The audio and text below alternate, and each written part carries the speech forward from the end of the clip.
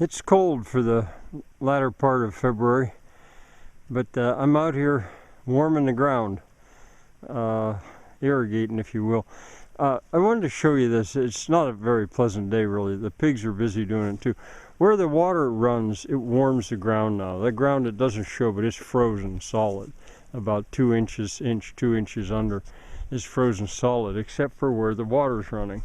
The water thaws it. Now down there, beyond those tires, I've been running water, and that ground is thawed.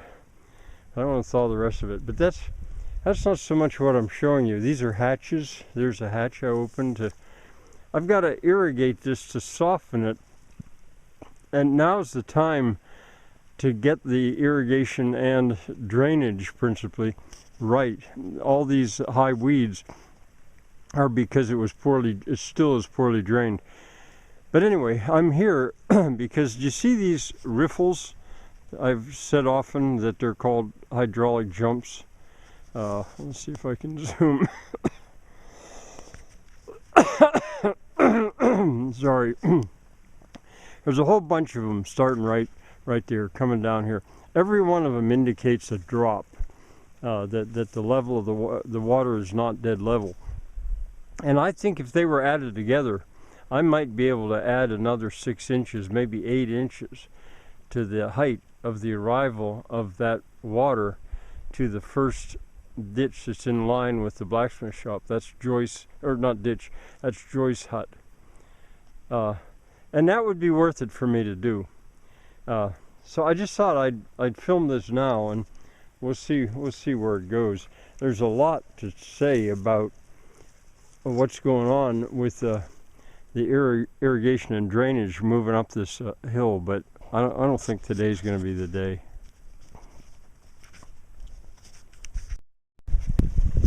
There, what I've done is I've blocked that, and now the water's running out that hatch, and there aren't any hydraulic jumps heading back toward the woods, so that's pretty darn close to level.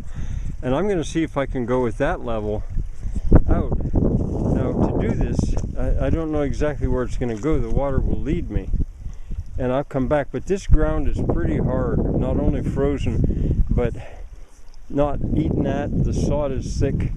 And so what I think I'm going to do here is I'm going to go up. This isn't much of a supply of water, but I'm going to come up here a little ways and block it off, only for the purpose of softening this ground where I'm working.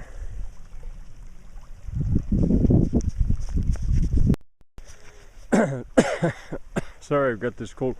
That's where I was, and up here you see I've blocked this off, and as I say, there's not much of a supply of water here, but let's see how this works. All I need is a little bit just to soften it. It'll make it easier to dig. If it's not enough of a supply, I'll go over beyond this series of platforms,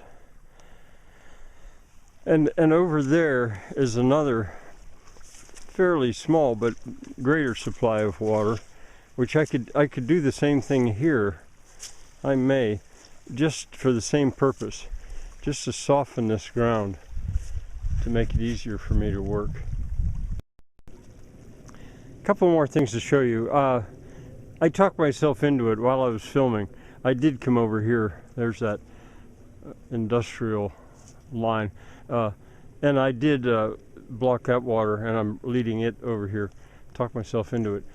But I also took a look at this and decided to raise these hatches just a little bit. I just took what I did is I just cut a glebe and threw it in the hatch, and that raises it. Now that means it's going to probably leak back through there, which I'm trying to dry that off, not irrigate it, but that's okay. But that'll give me a truer reading of what's level here. And also, I'd shut off too much of the water. That water's got a job to do down below there. One last look. What I decided to do is, since that is dead level, I came up, seemingly back up this way, and tapped into it here. And now the water is going where I want it to go, and it'll probably increase in speed as that long zanja fills. There's the one that's moistening the ground ahead of me, and there's one back there. So I have started, and by the look of it, I've already gained 6 inches at just this one hydraulic jump. So who knows how much I'll gain by the time I get down there.